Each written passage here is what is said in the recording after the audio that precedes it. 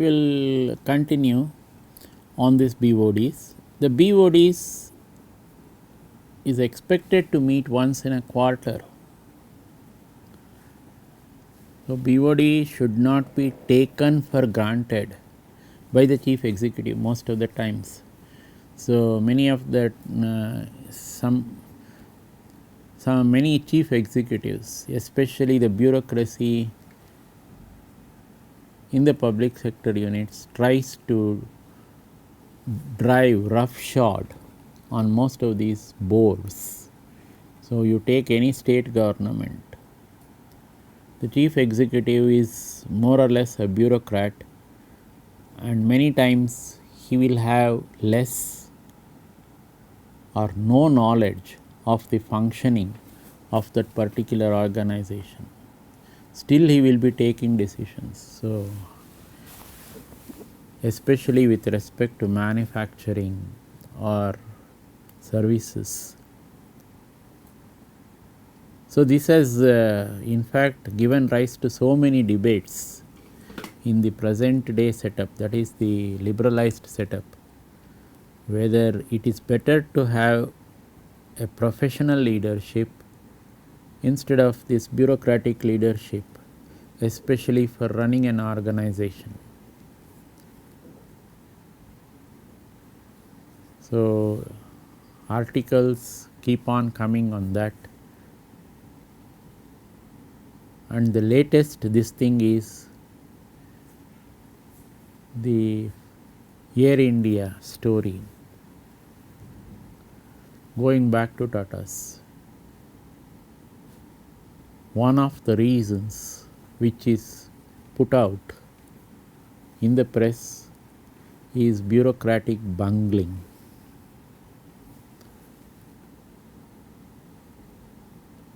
So, it always helps to have a professional management for an organization.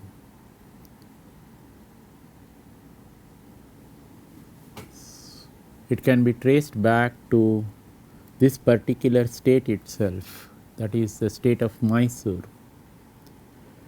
Why did the state of Mysore have such a good development during the period of the Maharajas?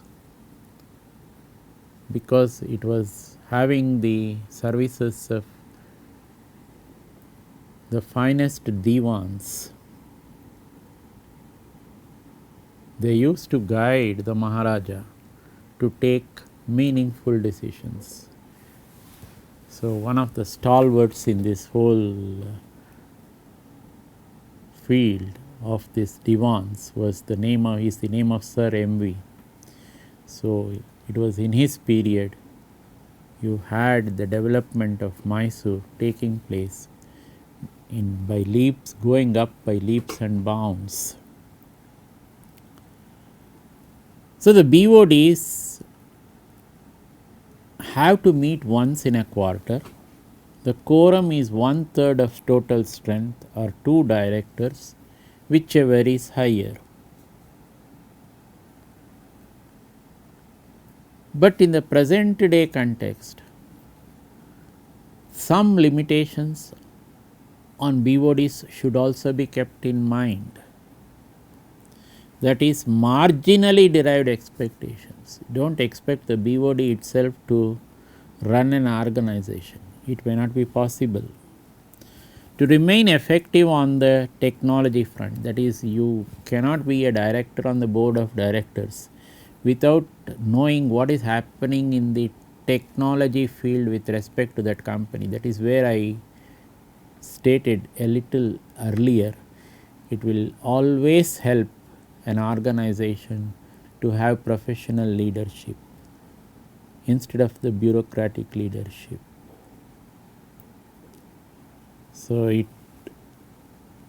and many times if the professional leadership is groomed from within the company, like what Hindustan Lever does or what Telco does, it is a tremendous boost to the morale of the individuals and also to the company morale as well in the marketplace. So, take for example Tata Steel, even SAIL is not doing so well, but Tata Steel is doing so well. What is the reason attributed to? The reason attributed to is the professional leadership or the professional management of Tata Steel. So, government has to take a cue from all this and ensure in the present day context that you have a professional management to run these organizations, whether it is, if you look at the present day setup, whether it is the Reliance or whether it is the group of companies run by Adani, all these are having, all said and done, professional leadership in the different companies which are set up by them. So, this is one of the things which has contributed, or the Tatas, terrifically professional. The market growth is one more indicator which the directors on the board of directors of a company have to be aware of. So, what is happening on the with respect to the products of the company, how they are performing in the market, what should be done to increase the market share. The next one is divestment and diversification on sound lines. This brings you to one important point. What is this thing? So, change is bound to happen in an organization. In other words, what is constant is change. You better be aware of that. That is, there will be changes taking place in organizations. And if you are working in an organization, you must be ready to adapt to that change. So, this was the scenario right from the historical period. If you looked at it, these dinosaurs are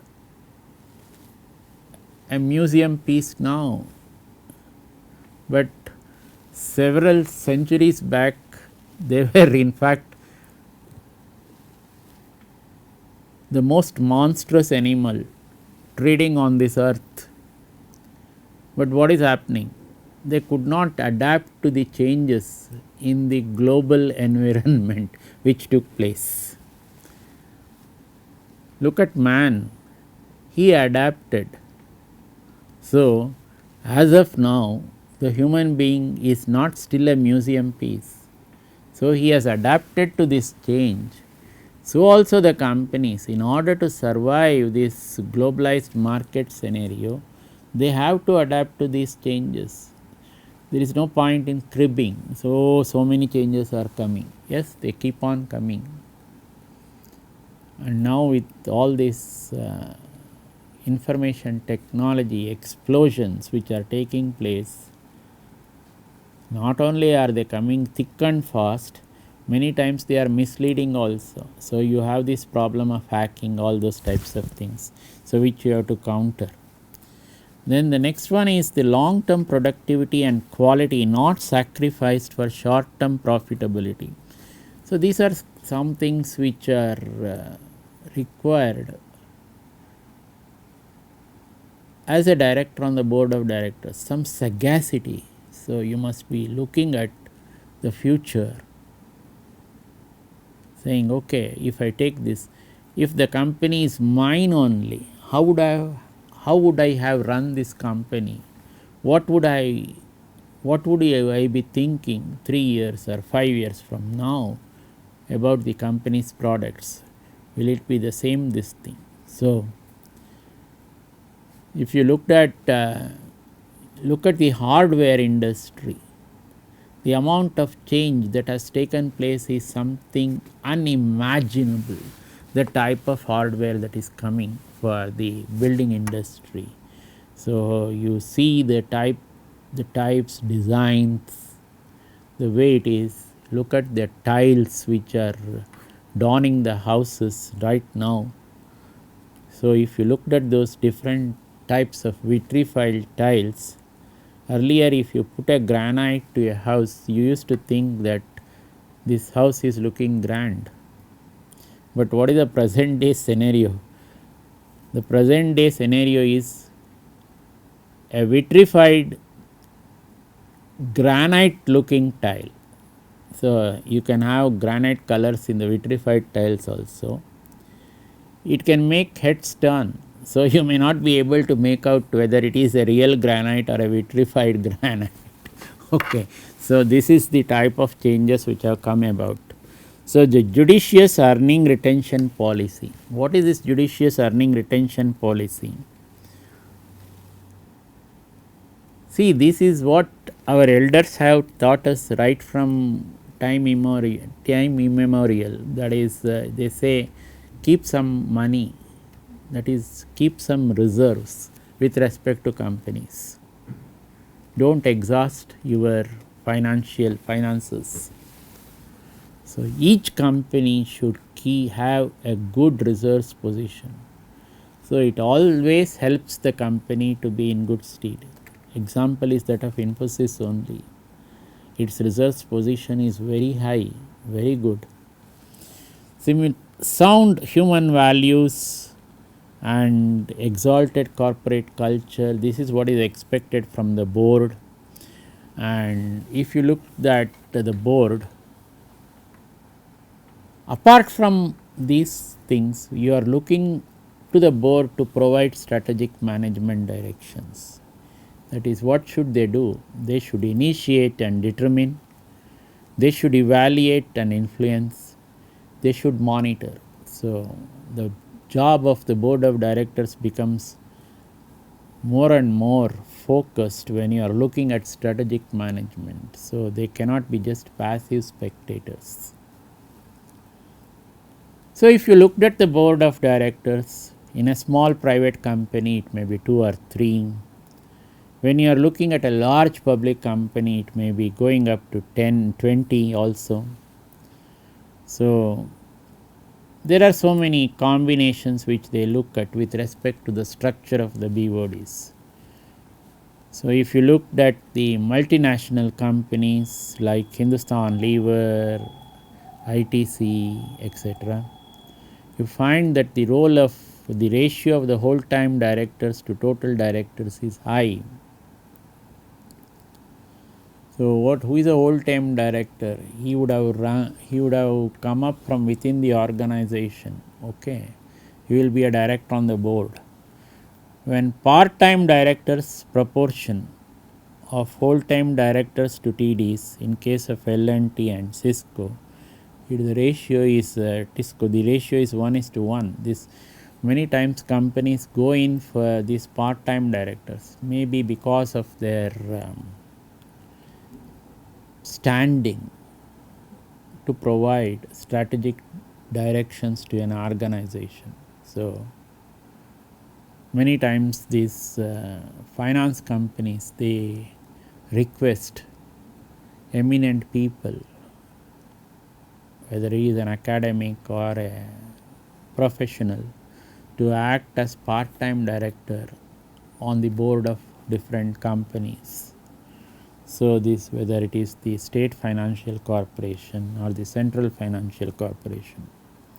Suppose you have one MD, that is a one managing director, few WTDs, and besides PTDs, it is many times referred to as an MD managed company. So, the point that is being made is this WTDs and the PTDs, they have complementary roles to play. So, there was a committee which was appointed by the government of India in the late 70s to 80s, the Sachar committee, that is 78 in fact.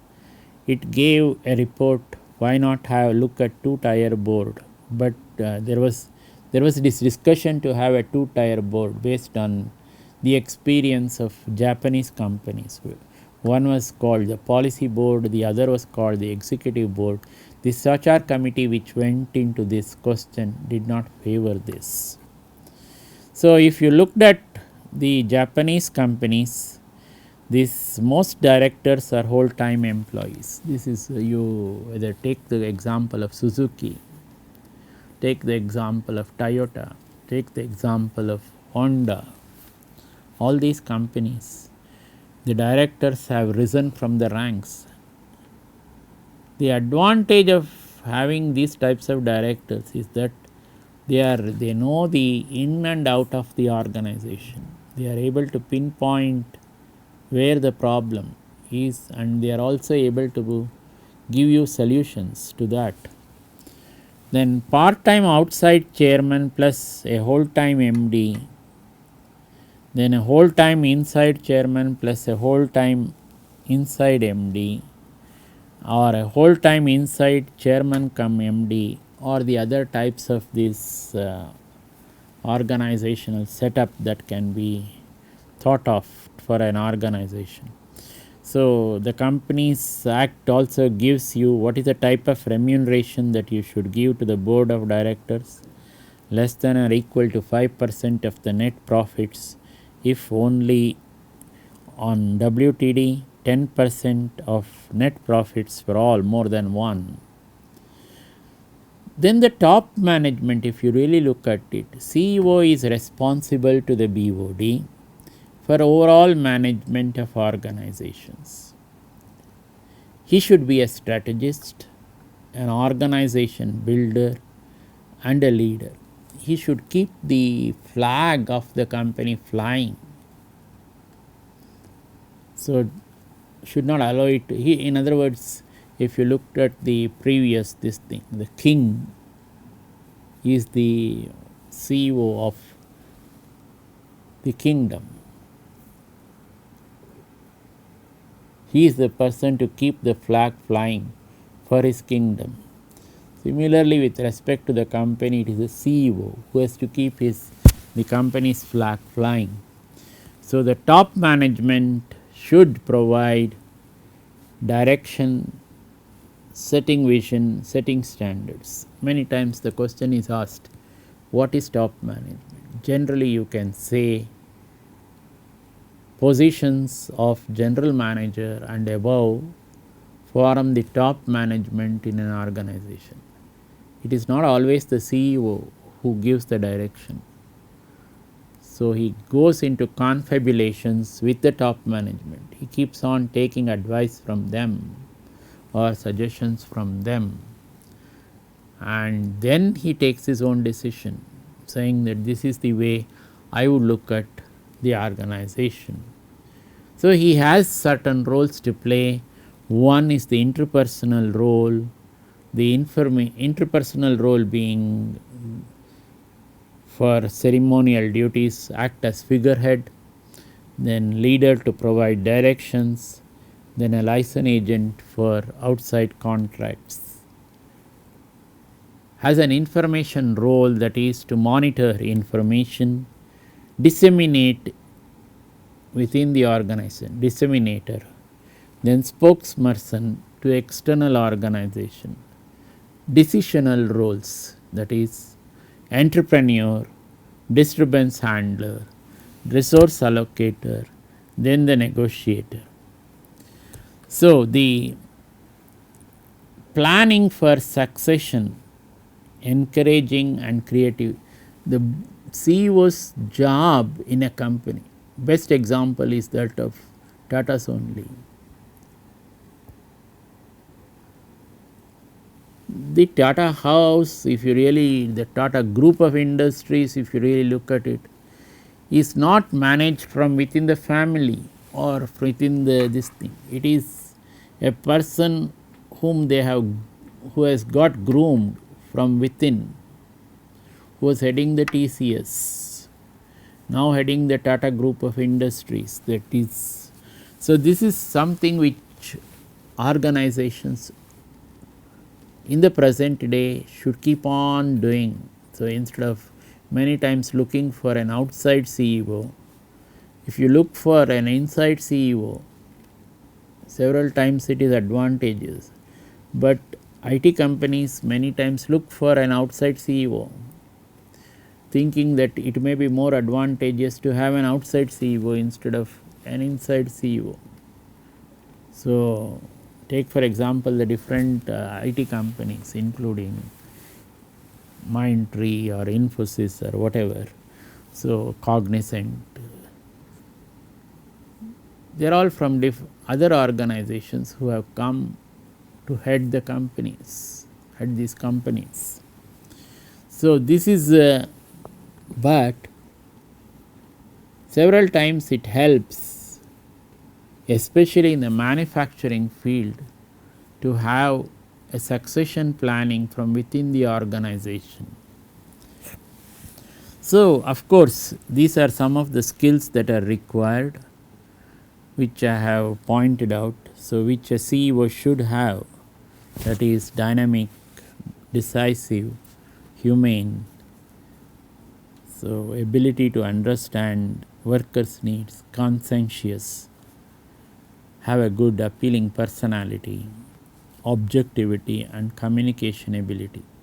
So, the way the board of directors or the top management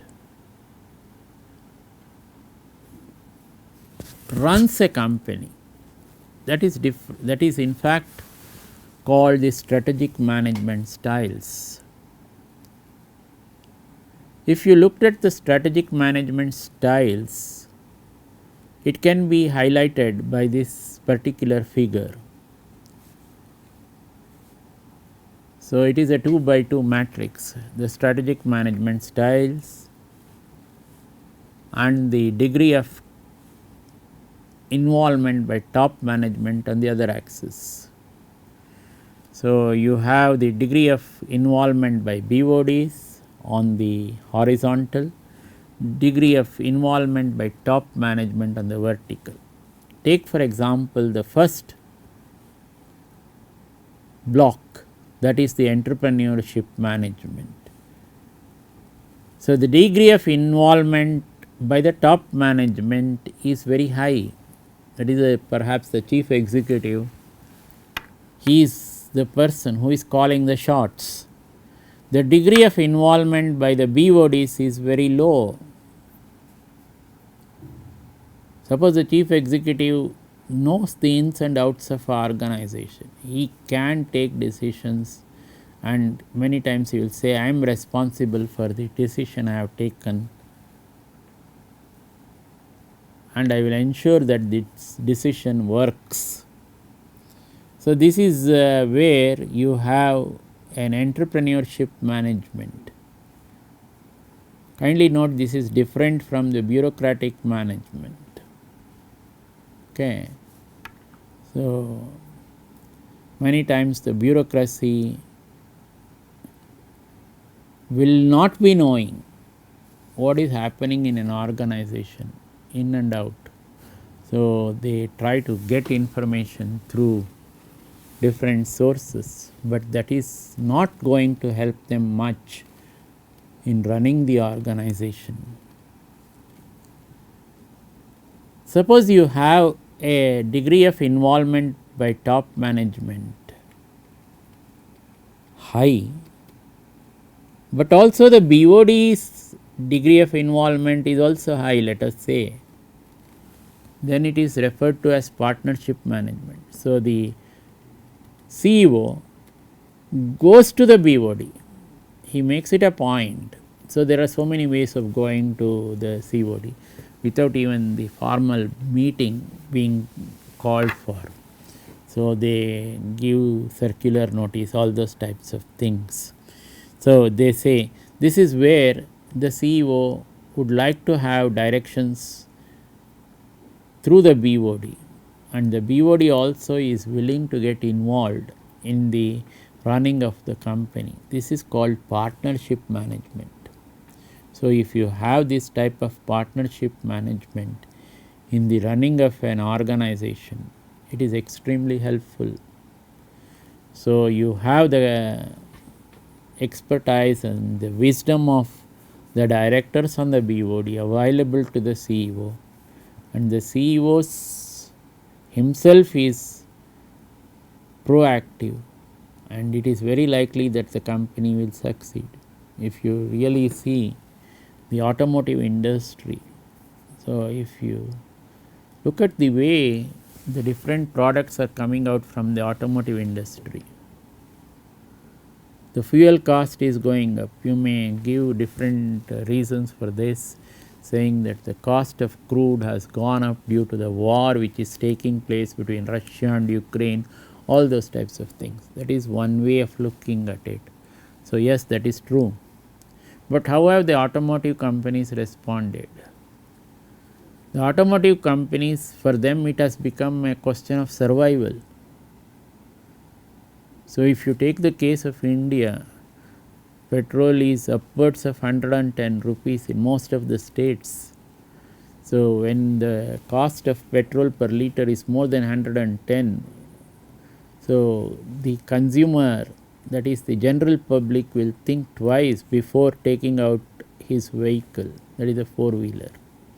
Now, how have these companies responded or responding? Many of them have come out with hybrid vehicles. What is this hybrid vehicle? The latest to hit is the Honda City hybrid vehicle in the market. So, when you are going within the city, it is becoming an electric vehicle, it is going on electric charge.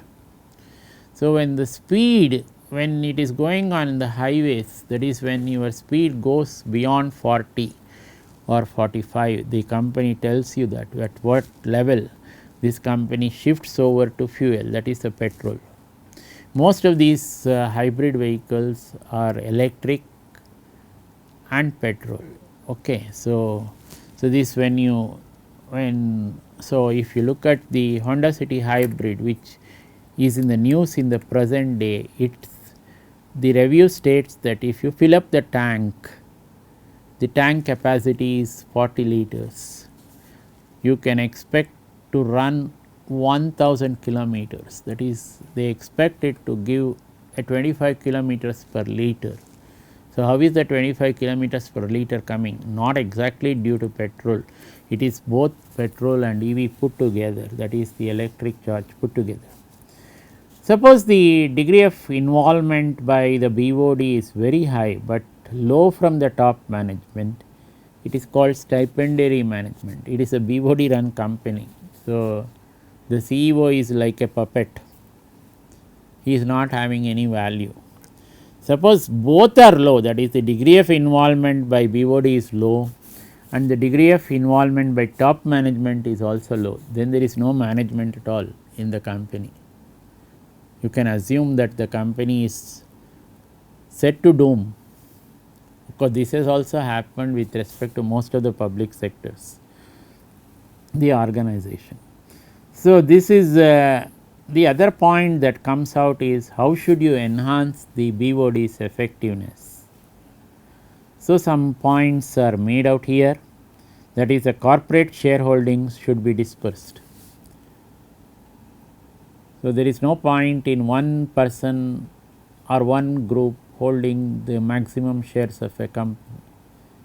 Then it will, suppose you hold 80% shares in one person, then that person in fact is running the company, nobody can take him on. So, this is the way many family run companies do business, because they almost hold the entire shares. Then the part time non executive chairman should not be ornamental. So, many public sector industries, they have chairman, he may be a political person. So, that political person, his priorities are different.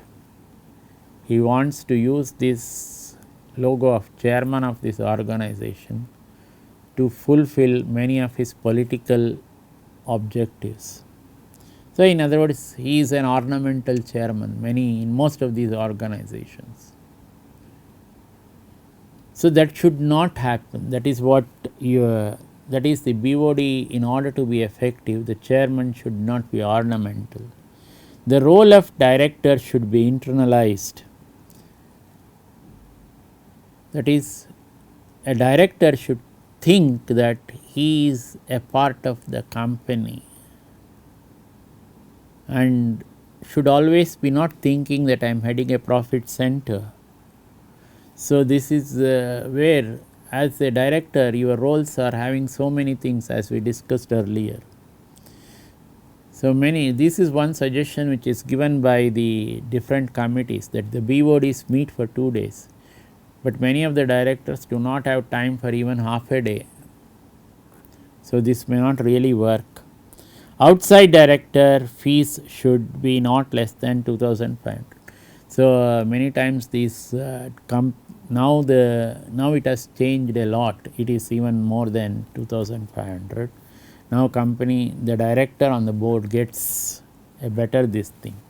Number of directorships by a person should be not too many and should refrain from actual operations and policy implementations. Before we close on this board of directors, we look at this Beer's 5-step system model to enhance the organization's viability. That is, so if you looked at the systems in an organization, Beer, that is Stafford Beer was his name, he looks at the systems in an organization under these heads. One is system 1, various operational units or divisions of firm.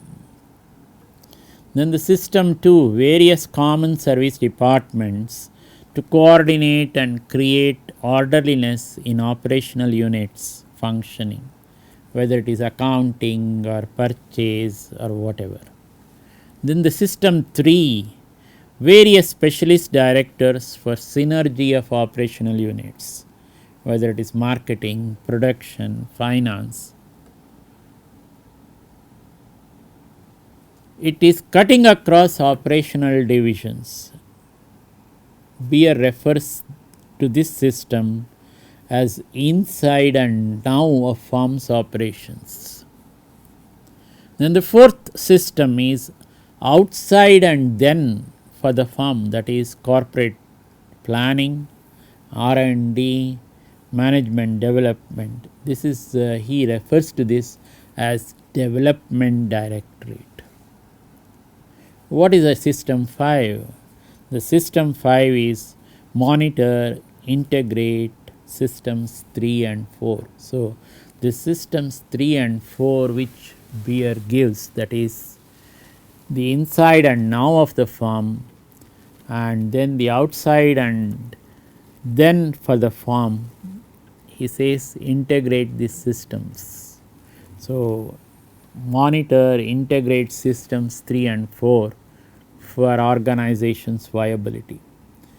Now, this is the way a firm should look at its board of directors and itself for viability.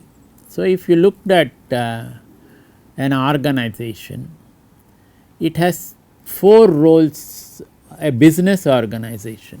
It has 4 responsibilities. One is called the economic responsibility. What is this economic responsibility? You are in the field of that business, that is, you have to produce a product, sell that product, make money or profits. That is, you must do this. That is the first responsibility. So, in order to do this economic activity, there are some legal boundaries, that is, you cannot have illegal activities running in an organization. So, this legal boundaries you have to conform to, this is called you have to do this. So, if you want to set up a company in the Indian context, there are so many clauses which are put before you start a company. The company should be registered with the registrar of companies, should state what is the type of business they are in, what is the type of products they are likely to come out with, all those types of things. Then the ethical way. So, many times in organizations they resort to unethical methods. So, maybe due to compulsions, dictatorial, all those types. So, this ethical is where you should try to be ethical with respect to handling of people or taking decisions with respect to market. Do not always look at the market in an unethical manner. Okay. The last one which a business has to do is what is called the discretionary responsibility. This discretionary responsibilities is, suppose you have made profit in an organization, that is in your field of business, and if you want to contribute a small portion of this to society, so this discretionary role of the business comes into play. This is known by different names in the present day context, that is called the corporate social responsibility, all those types of things.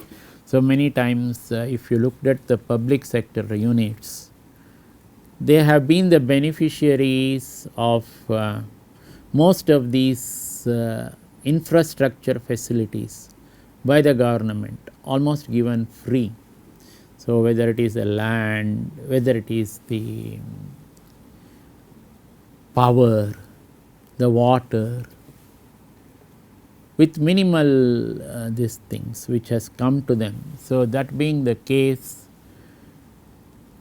many times it may not be wrong to look at what is this industry giving back to the society. So, many times you see many of the public sector units adopting a village by the side. Examples were galore, BHEL, or the ITI used to have its ancillary units.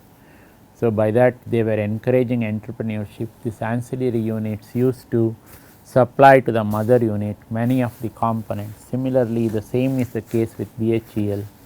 So, these types of things the society looks at. In addition, it also looks at, okay, whether you can, when you adopt this village, what is that adoption meaning? To provide basic facilities. What is this basic facilities? With respect to primary education, toilets, construct small good houses for them to live, all those types of things. So, which many of these public sector units are also doing. Now, many of the private sector units are also doing in this. So, this is the way you look at the responsibilities of business. The responsibilities of business basically are four. One is the economic, must do for your survival. Second is legal, you have to comply with it. The third is ethical, as far as possible should do it. Then the fourth is discretionary, might do it if your financial position enables you to do so. So, we stop here, we continue in the next class. Thank you.